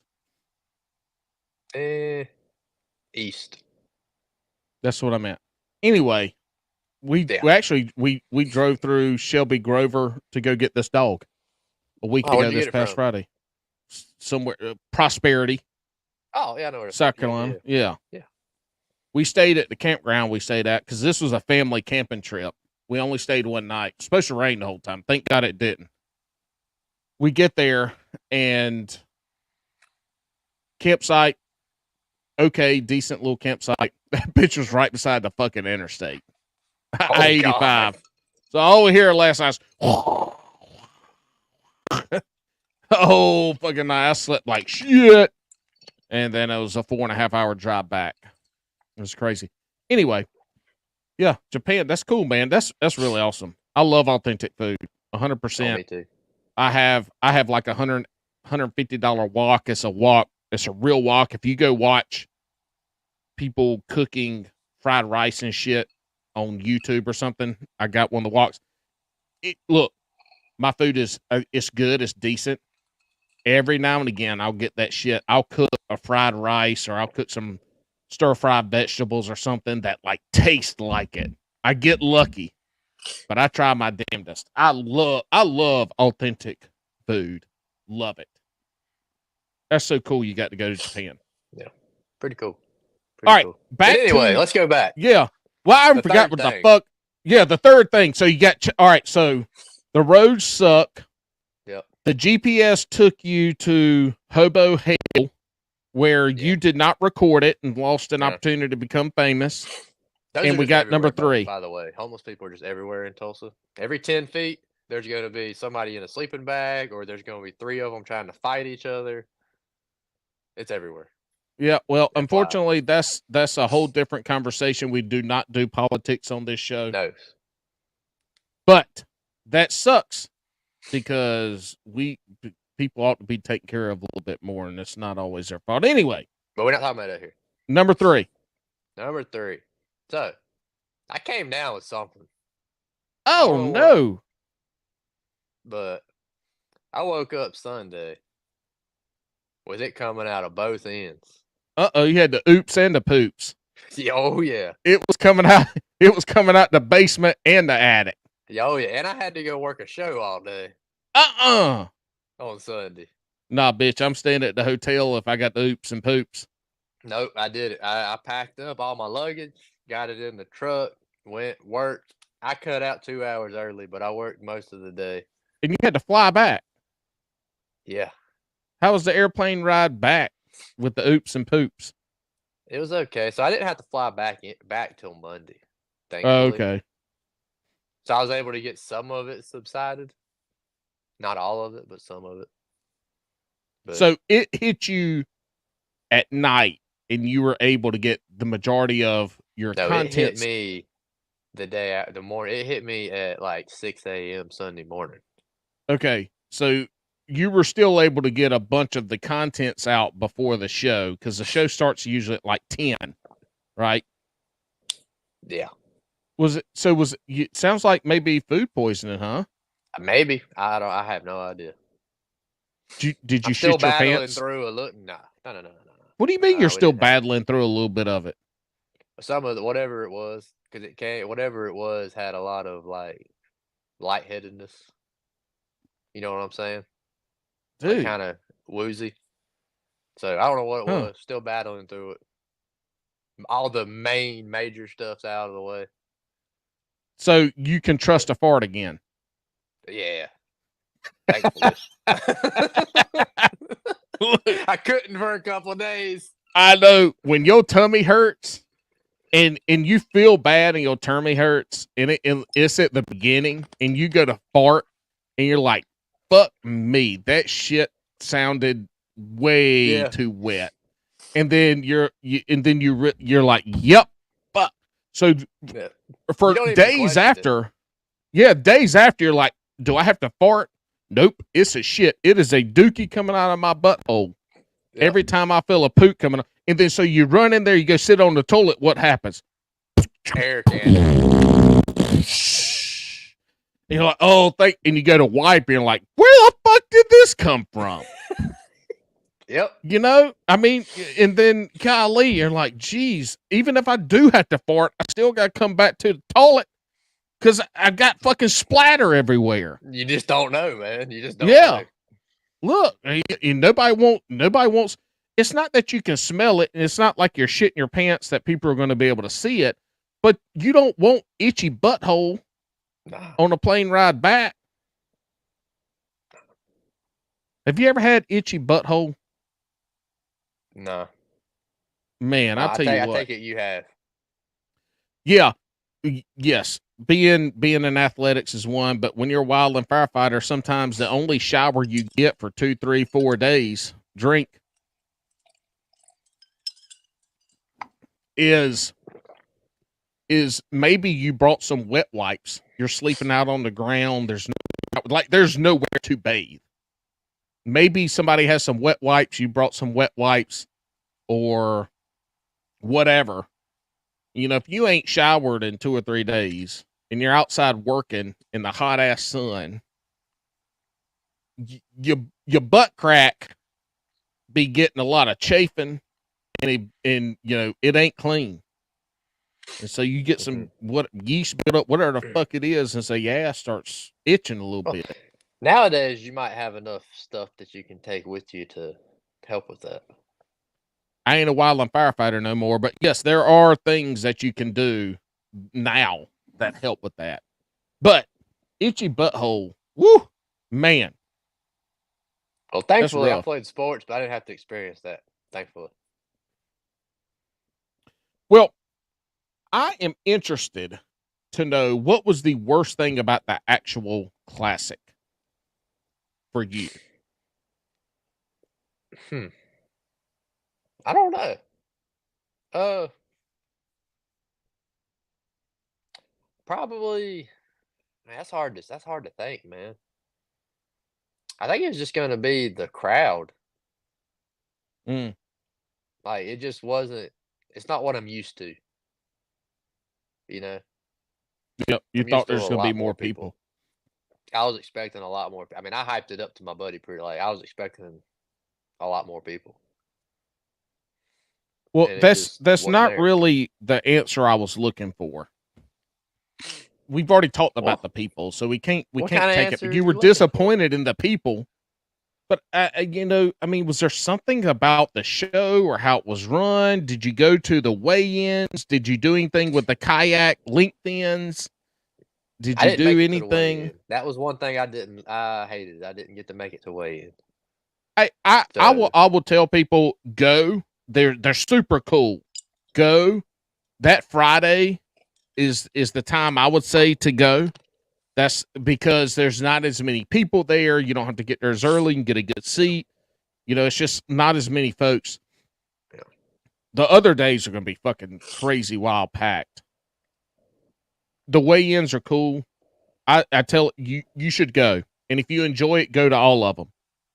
Yeah. But I don't need to go. Yeah. The only other time I really want to go to the weigh-in is if I'm backstage for some reason. Yeah, and see, I mean, I could have went backstage and whatnot with my passes, but my biggest thing was, so I haven't been able to have a chance because at all these past shows, like I've been so busy, I hadn't had a chance to actually get away and go to a weigh-in and maybe have a chance to sit with Matt's family and like root him on at a weigh-in at the Classic. And I was really hoping to be able to do that this year because I had a lot more leniency. But it was busy enough that I wasn't able to step away and go do that like I was hoping to be able to. But you know, that's one thing too, having to go there and having to work in a booth. You know, some of the folks that I know that have been on the podcast and things like that, you know, they're going from booth to booth to booth like you did. Yep. They have obligations to do their stuff. That does take away from kind of being able to step back and just enjoy walking through the convention center for a couple hours. Yeah. Having to I'm thankful that I was able to do that for let's see, probably 2 years. I went to 2 classics as a spectator before I started working them, so I've gotten to experience that whole spectator view and going to the weigh-ins and all that. I just haven't been able to do it as someone in the industry yet, and Mhm. go sit in a weigh-in and get that backstage, do all that. And that's something hopefully in the near future I hope to be able to do. Like I said, I'd like to be able to go sit through one and root Matt on. I'm hoping going back to Ray Roberts in Dallas Fort Worth next year. Last time he was really close, Mhm. and I'm hoping he's even closer this year. And Yep. I'll be staying for that weigh-in if that's the case. You have to be like, look, dude, I'm telling you, I can't work the booth during this weekend, so Yeah, exactly. I'll be like, look, I'm out. I gotta go. I gotta go watch my boy. Do this thing. there you go. What what next year, looking at next year, what are you looking most forward to on the Classic next year? If you have somebody's listening and maybe they're within a few hours of Dallas Fort Worth, or maybe they're thinking, I'm just going to fly my ass out there from the Carolinas to come and go to a Classic. What is something that you're looking forward to that might entice some other folks to make the trip to go out there? So Dallas Fort Worth's a very interesting venue because yes, it's the Bassmaster Classic, which is amazing. I mean, it's the biggest bass fishing spectacle in sports, if not the biggest fishing spectacle out there in the world. But Dallas Fort Worth is very unique because I tell people it's one of those areas that, yes, as you, a fisherman, you want to go, but you can bring a family there because Mm, there's so many things to do. It's such a historical place. They have all of this stuff to see. The food's great. The people's great. Like I said, you got the stockyards to go to. There's so much history and so much unique stuff around the whole entire town and area that you can go see, even if you're not at the expo. It's just a phenomenal atmosphere to be there. well, y'all heard it. Take your ass to Dallas Fort Worth. If I'm not there, Yes. maybe y'all just go say hey to Tyler. Probably gonna be I'd be willing to bet this time next year he's gonna have famous beside his name. He's gonna have some credence beside Tyler Well, I Ward. hope so. I hope so. I don't know if that's gonna I be mean, the damn, case, but keep we're gonna fishing and try. catching fish and making content. Speaking of that, we're at an hour and 22 minutes. And I told you I wanted to have you on talk about the Classic and all this and that and get a good little wrap up. Doesn't sound like, honestly, we'll wrap the Classic up. Doesn't sound like there was anything too exciting that happened. Not No this crazy year, man. stories that came about besides y'all getting chased by some homeless people. Yeah. And, it just sounds like kind of an average Classic for Yeah. that. I got to talk to James Watson about his FBD hats. FBD. Yeah. Fishing boat docks. I'm sure you've seen it. I might have, man. I might have, but look, I can't remember what You I need to did go an hour check that ago. out.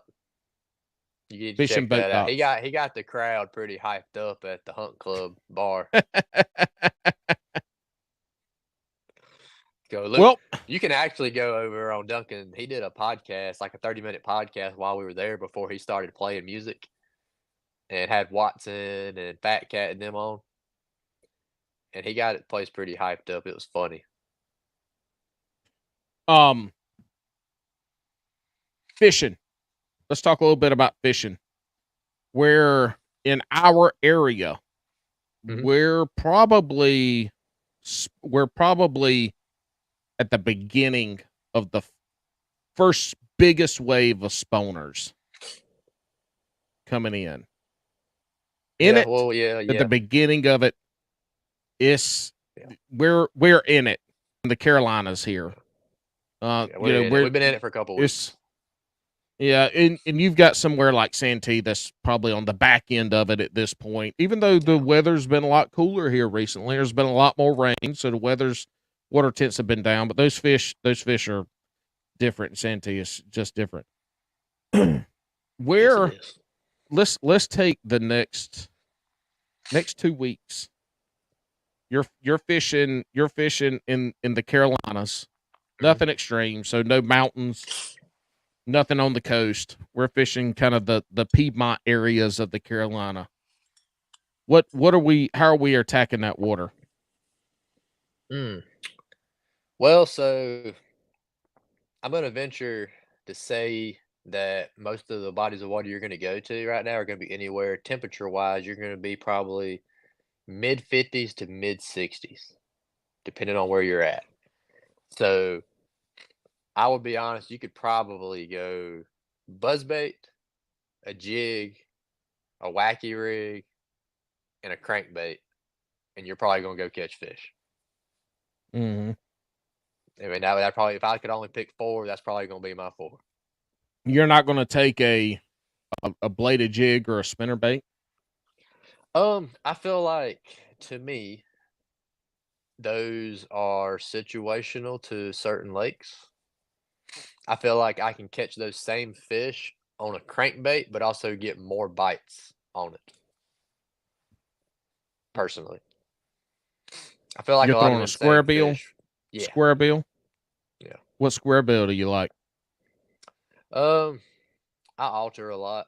Um, the Bill Lewis makes one. I think it's gosh, I can't even remember what it's called. I think it's called a SB57 or something like that. Yeah, I don't know that one. It's I really don't throw that one.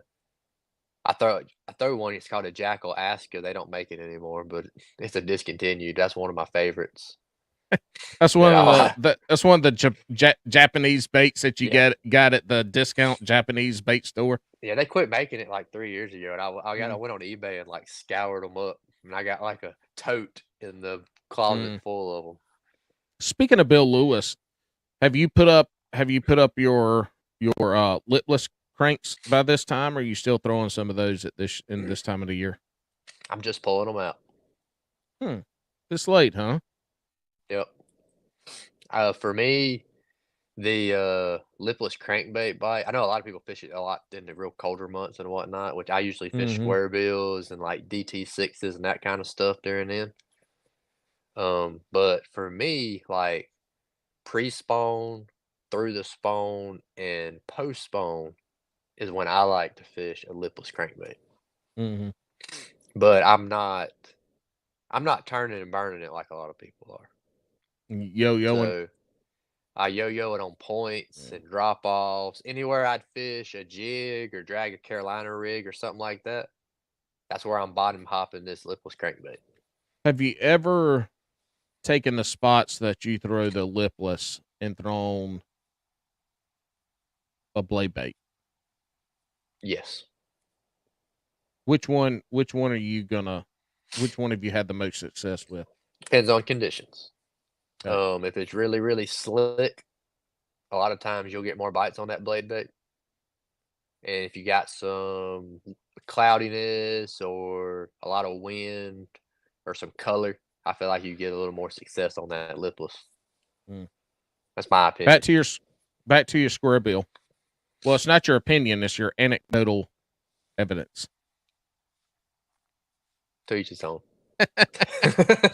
Bitch, this is Bass and Brews. This is my podcast. It is what I say it is. It is what you make it is. There it is. That's right. See, there we go. Country folk. Back to your square bill. What other square bill? So you said two. One of them they don't make anymore. The Jackal. Yeah. What are we So, doing outside that? uh, a good one for this time of year particular. This is the only time I throw this square bill really. It's by Rapala. It's the I think it's called the Hmm. Rocco. It's a Ott's Garage series square bill, Mm. and it's just very darty. Like, cause I'm fishing these things on a 7-to-1 or 8-to-1 gear ratio reel, so I can move them. God damn. And like, You're burning them. yeah, and that thing you can like, well, I can adjust my speed. I feel like a lot of Mm-hmm. times this time of year, then fish will hit it and come to you, and you got to catch up to them. Mm-hmm. But I can also burn it when I feel like I can get that reaction. But Yeah. there's something about that bait, like as soon as you turn that reel handle like a couple turns, I mean, it just it's like a jackhammer of chatterbaits. Mm. but it's a square bill. It just starts moving like quick. Here in the Raleigh area, I'm fishing a lot of rocky points, and it's a bunch of chunk rock and bigger. And so you get hung up a lot. Yeah. And I love the Spro Little John with the microchip bill. Yes, that's a good one. I feel like the microchip bill comes off the rocks better. I actually like it off. Matter of fact, almost all my square bills I throw now are the microchip bill. I love it. I can feel more. Microchip. Is it? Yeah. So Yeah. I love the micro. It's just in rocks. I can feel it feels better. I think it comes off better. So I fished it. Last year. I got a couple chick magnets. And something you can have. Hold on now. I fished the chick magnets where I was fishing the Spro Little Johns, and I get hung up a lot. I have more square bills than any other crankbait that I have, and I fish a fuck ton of crankbaits because I lose the shit out of them because I'm throwing them in rocks that are in 6 inches of water and bringing it out to 8 or 9. I mean, I lose them. And Bo, that chick magnet comes off the rocks, at least where I'm fishing and what I'm doing, way better. So I started fishing the chick magnet more. But you want those, yeah, I'll take every fucking one of them. I'll send them to you. What's wrong? Why don't you like chick magnet? I just don't like them, man. Really? I think I've caught one fish on a chick magnet. No shit. I throw them in the same places I throw the Little John. And again, if I'm going Jordan Lake, bait, if you're fishing Jordan Lake, it's good. Or a Fritz side. Yeah. Oh well, yeah, the Fritz side. I've got a couple. I don't know what it is about me and the Fritz side. I throw the square bill, and I'm not saying that's right or wrong. I'm probably on the losing end of that. But if you're in the Jordan Lake area and you're going to fish Jordan Lake, if you go to rocky points with big ass fucking rock and you can see it on the bank, it's definitely in the water. A square bill is your friend up to about 8 foot of water. They will come up and eat that shit. Throw it up there shallow as hell, reel it out slow, and just keep nicking. When you get one, when you hit a rock, stop, pause for a second or two, start reeling it back. I mean, my biggest fish last year came off real steep on the banks, aren't they? Nope. No? Well, man, it's kind of hard to explain. So our lakes here, the main three are going to be Falls, Jordan, and Sharon Harris. Yeah. Sharon Harris is like a mini. It's a very different lake than both of those. Falls has a big flat area, and then you come into a river system, and it's kind of like a river system, and then a big lowland lake. And then Jordan pretty much is all lowland. There's a small short river system, some high banks, and like you feel like you're in a river, but it's very short. The predominant part of that lake is lowland. And then you get up into the whole river area, and it's just pretty much a river with some bays in it. And then Harris is the weird one. Harris fishes like a highland. Harris is a lowland lake, right? Yes.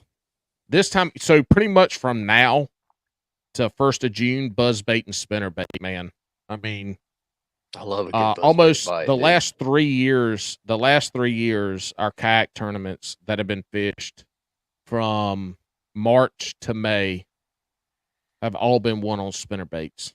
I could be wrong on maybe a couple years ago, but I know last year the tournaments are won on spinnerbait. I don't know anything about the boat. I got a buzzbait that I need to send you that you will get the most vicious strikes on. Send it because in your life. I fished a bunch. I love buzzbaits for certain times. Now I'm a spook guy. When this comes to top water, I'm going to try to make them bite a spook.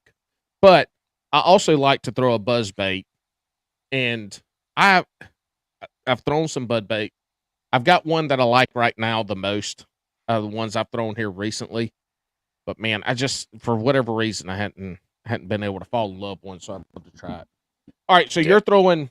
So you named your lures that you're throwing now. How are you finding the fish? What are you doing to find the fish? Where are they? Are you starting deep, going shallow? You start shallow, going deep. What are we doing to dial in where the fish are? And I got to tinkle while you talk about this real quick. Yeah. Do Go you need ahead. PP? Nah, I'm good. Okay. So this time of year, I like to start shallow. Uh, I feel like a lot of your fish are moving up.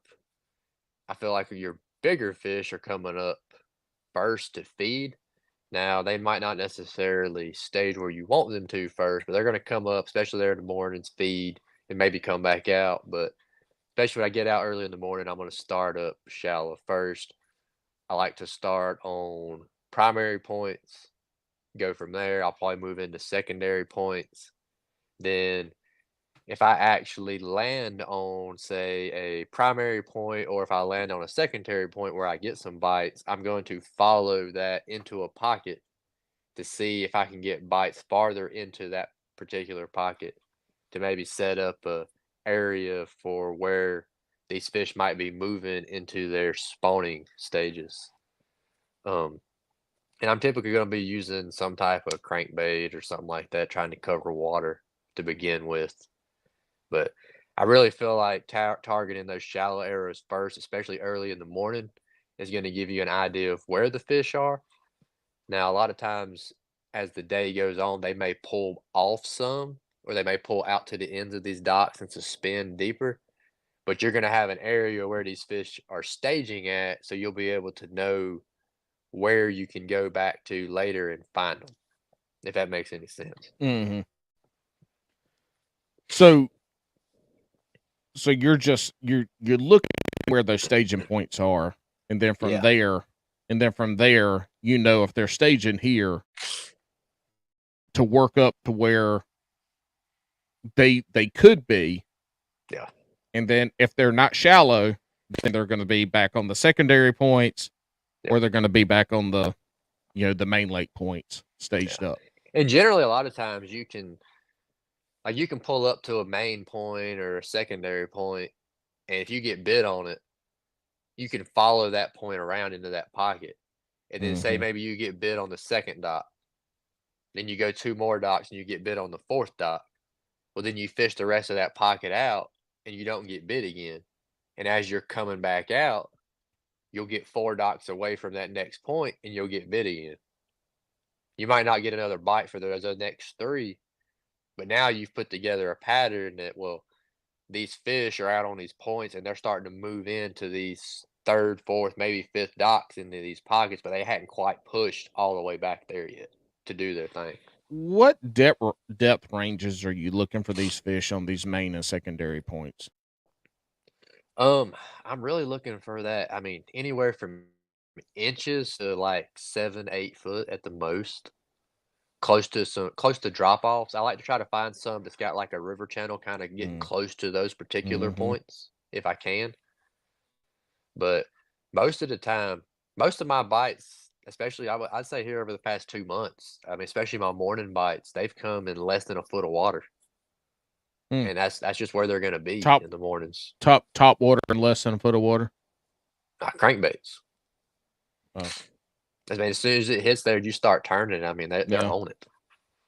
Mm. I mean, it. I have not been able to fish a lot this year. Again, it fucking sucks. So, 2 years ago, I was fairly dialed in on our local lakes here, and then now, fuck, if I had to go fish a tournament at Harris tomorrow, I'd be a little lost to start the day off, and then if And I didn't catch a fish in the first, if I didn't catch some fish in the first couple hours, I'd be lost the whole fucking day. yeah, I mean, I feel like I could figure something out, but I would not have any confidence.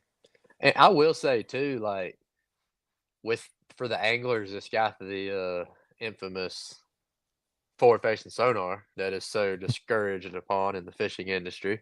Oh, don't get me started on the fucking crybabies about But forward-facing sonar. But anyway, for those that like to actually use it and utilize it as a tool, um, I have started recently trying to make myself go offshore in the mornings, mm, but not hmm necessarily like I'll go to these same points, but instead of fishing on the bank, I'll pull off of it and see if I can find bait balls that are being fed on to hmm try to fish them with a jerk bait or a minnow style bait. hmm I'm trying to make myself learn that because I mean it's obviously been dominating Well, me. this time of year,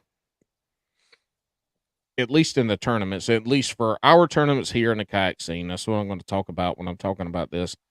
This time of year, from now to May, is when we'll have the most fish caught every tournament, the Oh most yeah, limits caught, and it's when a lot of people will do really, really good, and it's because the fish are shallower, and that's where a yeah. majority of folks are still fishing them. Well, it's just this is one of them times of year where you can just about pick how you want to go catch fish Yeah. and go catch them. Well, this is the time of year too. All your bank fishing buddies are catching fucking Oh yeah, 5 and 8 pounders yeah. off the It's the bank. it's where Yeah, Jimmy shows up to the Thursday night just because he can go catch 15 pounds on a jig for the next 3 weeks, and then you won't see him the rest of the year until it gets back around again. yeah, yeah. Because when June sets in and they get in their summer patterns, Yeah, and you can catch 2, 3, or 4 fish in the morning times, and one of them might be decent, and the rest are dinks. And then to catch your fish, you got to be able to go offshore, yep. not necessarily deep, but you got to be able to go offshore to catch them, and it gets tough. And that's where. So for me, I again, everybody and their mama is catching fish during the spawn time, the Yep. 3 months of spawn around here. I fucking suck. Oh, I'm You not get good at the spawn the fishing. dog days, and I'm not talking about spawn fishing or bed fishing. I'm talking about when the fish are up shallow. Yeah. I suck.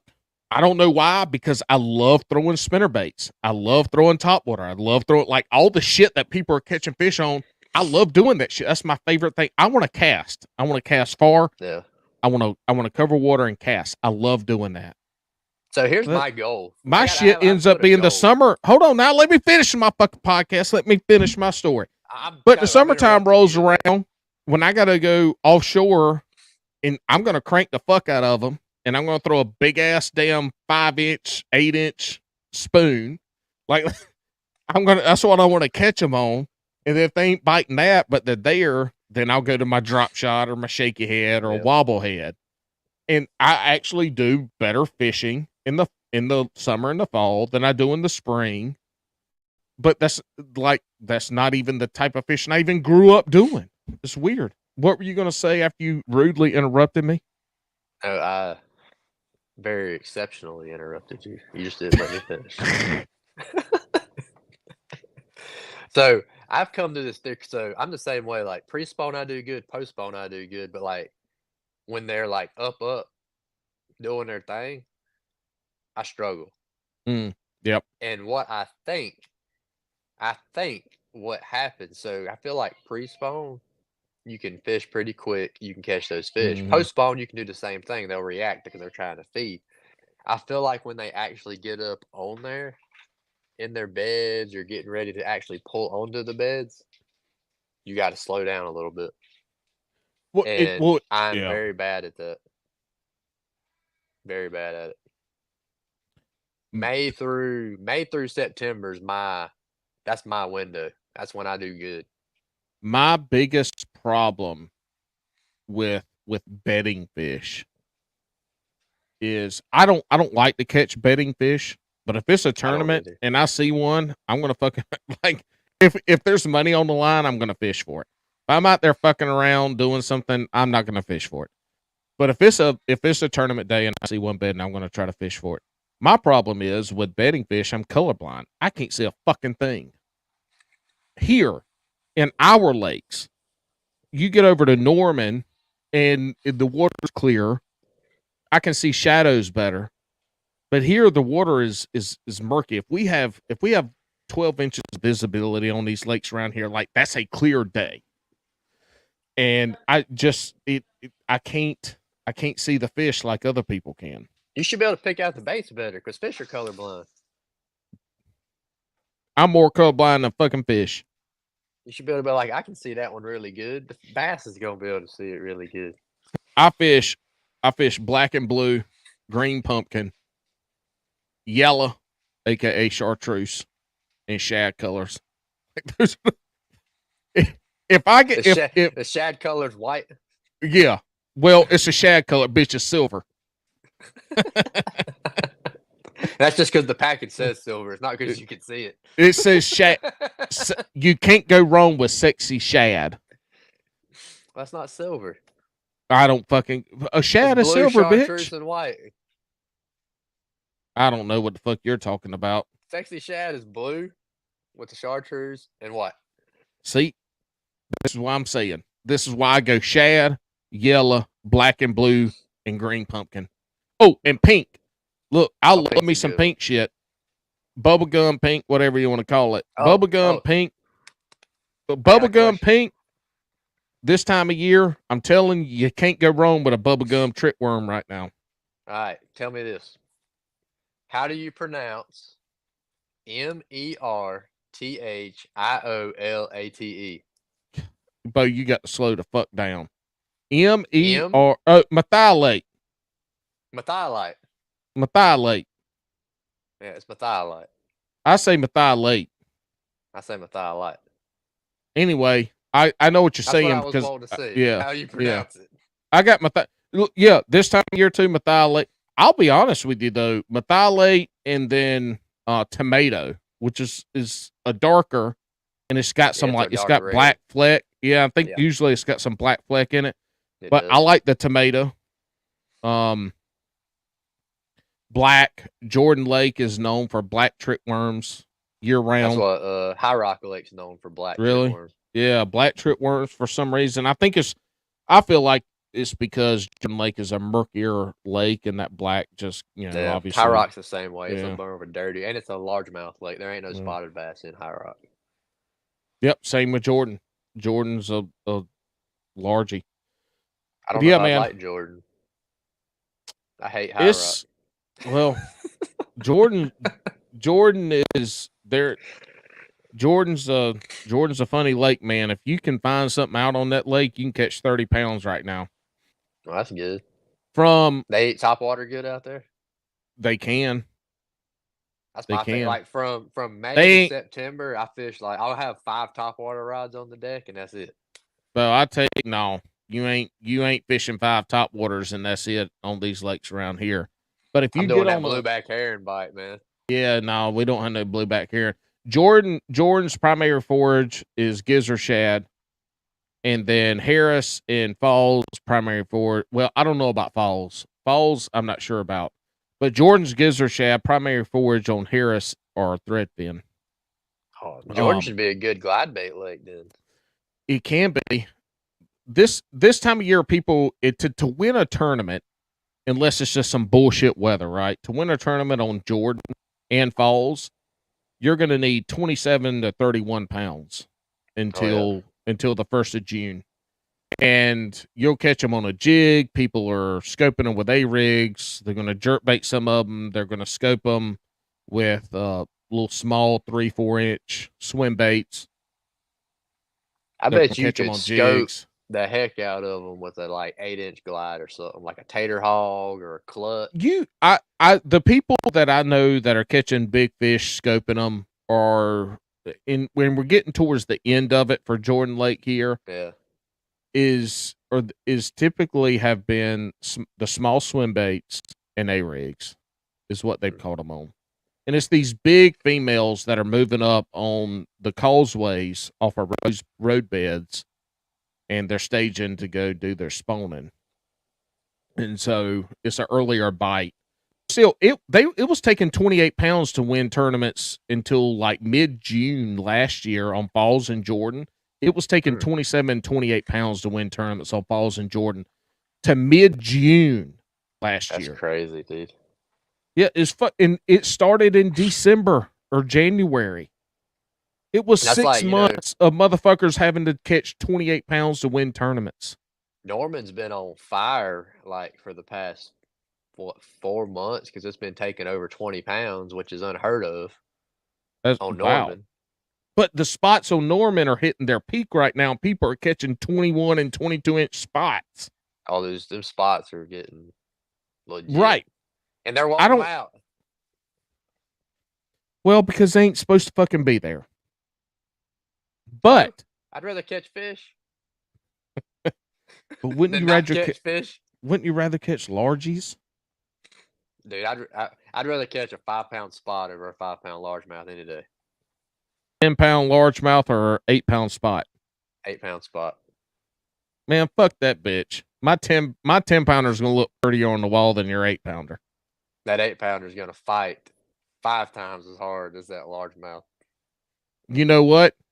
If I was single and you were single, and we had the same girl come over to our houses and she had to choose, she's going with the 10-pounder. You think so? Yeah. Well, because you know what? That big. Because she's not going to be able to experience the fight. All she's going to see is mine's 2 pounds bigger. Nah, but they like the longer session. And it'd be a longer fight. But no, that she's not fighting the fish though. The fish has been caught and put on the wall. You're trying to correlate. No, you're trying to make no. You are not a spotted bass in bed. The spotted bass is gonna look prettier on the wall too. I mean, look, she's gonna say if that bitch ain't 10 pounds, it ain't going on my wall. I don't care how pretty it is. Nah. All right. Well, look, man. We have gone way over what I said you would, but it also took us. It also took us like 25 minutes to work out all the kinks. Y'all have no idea how hard it was to get this episode started because I was logged on. Tyler came on. He was all messed up. Then I was messed up. Then he restarted. Then I restarted. Then I had to restart it was a clusterfuck. It was literally like 20 minutes. Yeah, there's an app. If you're ever on Bass and Brews, there's an app. We always tell people just to come on the just click the link and come on through your phone. But there's an app, and the app worked great. It's way better than it was when you first got on here. Also, I hope this works too because StreamYard, the company that we use to record all this bullshit, has where we can record individual video and audio. And that's cool because if somebody's audio is bad, apparently there are ways that you can doctor it to make it not bad anymore. And I selected that option tonight. I hope when we go to release this on Friday, this shit works. If y'all are listening to it on Friday, it worked. But I hope it works because if it doesn't, we won't know until Alex goes to post it on Friday morning. And we're going to have to end up like, I'm going to have to call Tyler and he's going to have to take 2 hours off. He's going to have the oops and poops Friday morning for a couple of hours for us to get an episode out. Yep. The guy that's waiting for this to be uploaded at 2:30 in the morning is going to message Alex and be like, what did y'all do? Hey, man, it is 2:00 and I do not have my Bass and Brews. And Alex is like, hey, it's not my fault. Paul had almost a week and a half to record this bitch. That's what happens. I think we'll be fine. We'll say it's Alex's fault for not being here. That's right. It is. And you know what? What time do you have to get up in the morning? 4:30. Alex has to get up at 4:30 too. Guess who's excuses. Here? Mm-hmm. And guess what? I was up at 4:30 this morning. That's right. Well, look, man, leave us with some parting words right now before we end this shit. Some parting words. Mm-hmm. Some parting words. You want like an inspirational words or what? Bitch, what do you want? I just said to leave us with some parting words. I don't give a fuck what you say, as long as it is within the rules of Bass and Brews. All right, you ready? All right. I'm always ready, baby. If you got a dream, chase it. Don't let nobody tell you can't do it, and stay driven. I love it. Tyler, thank you for coming on. I really do. I appreciate it. This was a good time. We got to tap into some of the Bassmaster Classic that I don't hear a lot of people talk about, and we appreciate your story. I know it will be a much better story if we had names, but it was a great story anyway. It was pretty. Yeah, I'm not going to do that to him. No, we can't. I understand it. We get it. We had Pecker 1, Pecker 2, and then a bunch of other Peckers. We had more Peckers than we had pickups, but that's right. Yeah, that's how it should be. All right, man. I hope to see you soon at some point. I appreciate so we can eat our our Jello egg live on TikTok. We might just go fishing. Well, we're going to do both. Okay.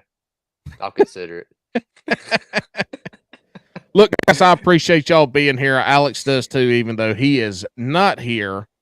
This is Bass and Brews, your weekly distraction from quality podcast content. Hey-oh! Bye.